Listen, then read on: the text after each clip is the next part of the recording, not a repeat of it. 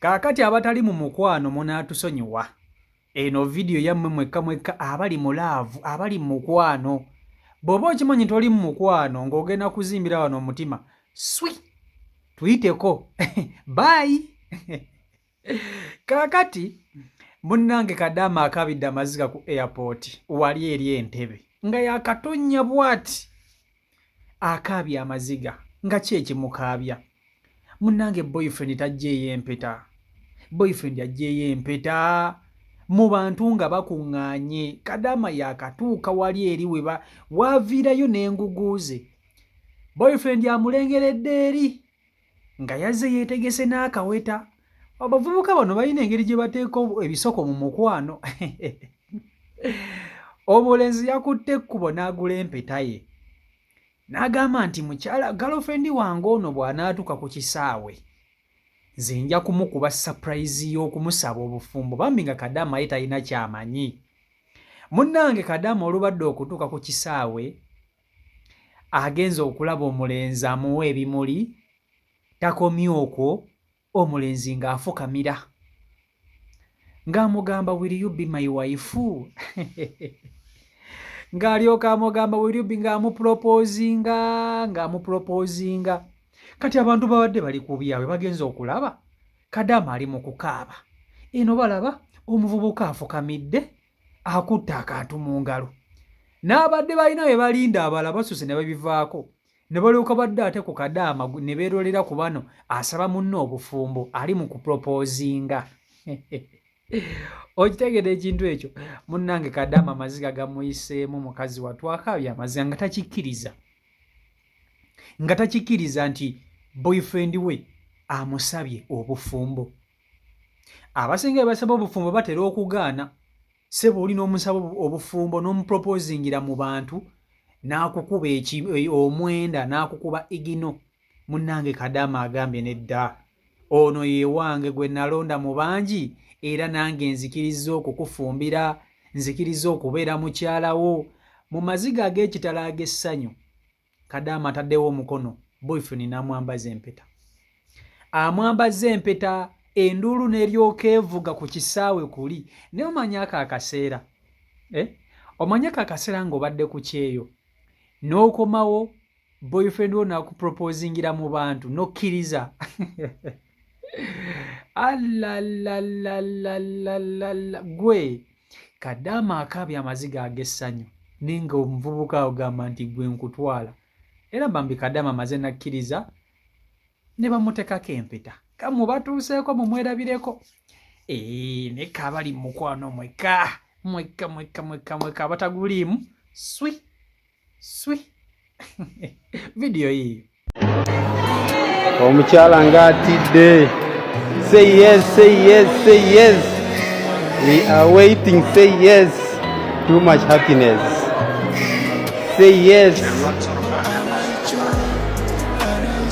Say yes. It is too much. It's too much. It's too much. It is too much.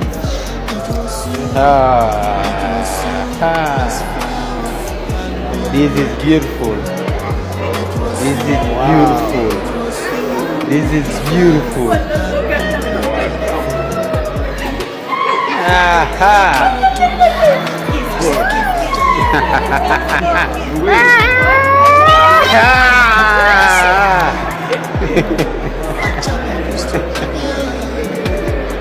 Omusajja asubiddwa bingi. Kaakati okusookera ddala bannange tewali kintu kisinga kunyuma ku nsi ya Katonda eno nga kubeera mu mukwano. Omukwano gunyuma ng'ate naawe ogulimu, nga nagwo gukulimu, ate nga ne gw'ogulimu naye nga naye agulimu. Naye ebyo ebintu bisebo biba byanjawulo. Osobola okubeera mu mukwano naye nga munnange ogulimu wekka ng'ate munnoowo bambi ye sitaguliimu. Kati kiba kirungi nnyo mwenna ne muguba nga mugulimu. Ekintu kiba kijja kunyuma, kiba kijja kutambula nga bwe mukola ki, nga bwe mukyagala. Okitegera ekintu ekyo? Ebiseera ebisinga abavubuka bwe tutera okulaba batera okudisappointinga bakadaama mudisappointinze ba boy child emirundi mingi era bayitirivu mubalaba mbabaleetera wano. Kadaama n'akera ku makya ng'abadde ayina boyfriend we gwe yeeyagala naye batambuza ekintu kyabwe. Out of the sudden Kadaama olutuuka waneno ku ground n'akuba boy child ekimmooni, kubanga ebiseera ebisinga abavubuka wano babeera determined nnyo mu kubaagala.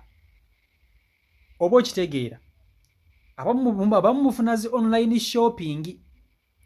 Online shopping ogenda okutuuka ku ground nga biralamu nga Kadaama nga muyiye abavubuka. Kati kankubuulire, abawala abava ku kyeyo be basinze okumenya emitima gy'abavubuka. Obeera ku kyeyo n'obeera n'omuntu wo nga mwogera buli lunaku ng'akukubira video call, buli lunaku nga mwogera, kyokka bw'otuuka wano ku ground omuyita eri bbali nga toyagala akwate naku keesi yo gy'obozze nayo. Naye nga lwaki oba okola ekintu ekyo? Mmwe temulaba nti kiba kirungi nnyo n'ofuna omuntu nga mu butuufu mulina engeri gye muzimbamu ekintu kyammwe? Abavubuka bangi baleese obuweta ku bisaawe ne baproposingira bakadaama ne babubakuba. Ogenda okulaba Kadaama ku kisaawe asimbizza abasajja 3 bonna bazze kunona muntu omu. Nemmwe mulimu bakadaama abakyomalako. Kadaama n'ayita abasajja 3 bonna nga bazze kunona ye Nankagale Haji Kadaama 3. Nenga lwaki oba okola ekintu ng'ekyo? Lwaki oba okola ekintu ng'ekyo? Mmwe temulaba nti kiba kirungi nnyo munno bw'aba okusabya obufumbo mu butuufu ng'omwagala n'okkiriza? Omuntu gw'otayagala tomukkiriza kutuuka eyo. Omuntu bw'omanyi nti tomwagala nga naawe okimanyi tojja kusobola kubeera naye, tomukkiriza kutuuka ku levu ya kugula mpeta, tomukkiriza kutuuka ku levu ya kukusaba bufumbo. Baako ne we mukoma omugambe nti munnange weeyongereyo, naye n'olinda munno n'aleeta empeta ate n'omukuwa higino mu bantu. Ekyo si kirungi. Naye nze nsanyukira nnyo bakadaama bamanyi kye baagala. Abo abawala be mulaba abeekyanga simanya n'azalawo omulenzi simanya n'akola biki, babeera tebamanyi kye baagala, babeera tebakimanyi. Ye abalowooza wakitalo nga bw'alowooza. Naye muganda wange, oba ojja kubonaabonera mu mukwano, nze nkubuulira. Ne Kadaama ono akkiriza bambi nze ansanyudde. Omanyi bakadaama tebatera nnyo kukkiriza proposal zino naddala ng'ogimukoledde mu bantu. Baagala nnyo ebintu nga byahaaga, n'ojja n'omuwahaaga naye munaye bw'otuuka ku kya proposal simanyi lwaki ate oba beekuba. Okitegeera ekintu ekyo. Naye Kadaama ono boyfriend we bambi kyamukoledde kimukabizza amaziga.